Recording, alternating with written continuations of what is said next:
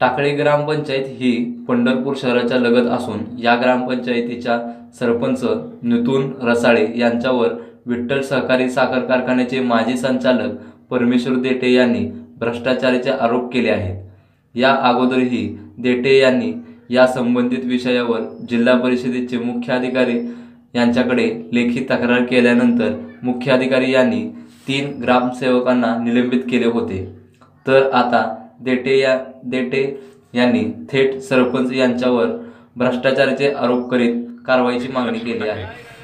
विठ्ठल सहकारी कारखान्याचे माजी संचालक बोलतोय। आता लक्ष्मी टाकळीमध्ये कामं आज उद्घाटन आहे आमदार भारतनाना बालके साहेबांच्या हस्ते की कोट्यावधी कामाची मुळात पहिली कामं झालेली त्यांनी सांगावं कुठं केले ती कशी केली ती कुठल्या क्वालिटीची आहेत आणि नंतर उद्घाटनाला हे नाही करावं। उगं कुठंतरी कोटीचा निधी आणला उगं कुठंतरी कटआउट लावून डिजिटल लावून आणि या आमच्या सरपंच मॅडमनं तर जवळजवळ 40 ते 50 लाखाचा फ्रॉड केला आहे। त्यात आयुक्तापाशी केस चालू आहे त्यांचं आता त्यांचं कारवाईचं पत्र आले 8 तारखेला आमची सुनावणी आहे। इथं 3 ग्रामसेवक निलंबित झाली पण सरपंचावर काय शासन मेहरबानी घे काय माहीत नाही।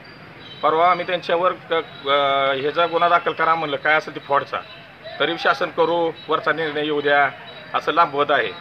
आणि टाकळी भागातील हद्दीवाढमध्ये लोकांना अशी समस्या आहे की अजून स्वच्छ पाणी प्यायला मिळत नाही। अशी अवस्था आहे लोक कॅन्ड घेऊन अशा लिंक रोडला किंवा कुठं उपलब्ध तिथं पाणी असेल फिल्टर तिथे येतात। एवढं मोठा इन्कम आमच्या गावात 1.5 कोटीचं डिमांड आहे वार्षिक आणि एवढं असताना सुद्धा आमच्या लोकांना वनवन करत सुशिक्षित लोकांना टॅक्स भरून पैसा भरून सुद्धा त्यांना पाण्याची सोय नाही। आणि ह्यांच्या बाकीच्या खर्चाला सदस्याच्या ह्यांच्या बाकीच्या मनमानी कारभाराला ह्याला चेक काढ त्याला चेक काढ रिक्षावाल्या नावावर काढ कुणाच्या नावावर काढ बांगड्या विकणाऱ्या नावावर सुद्धा ह्यांना पैसे खायला कमी पडले नाहीत। ₹1 आहेत आमच्यापाशी आणि सगळं आम्ही पूर्ण कागदपत्राशी बोलतोय जिल्हा परिषद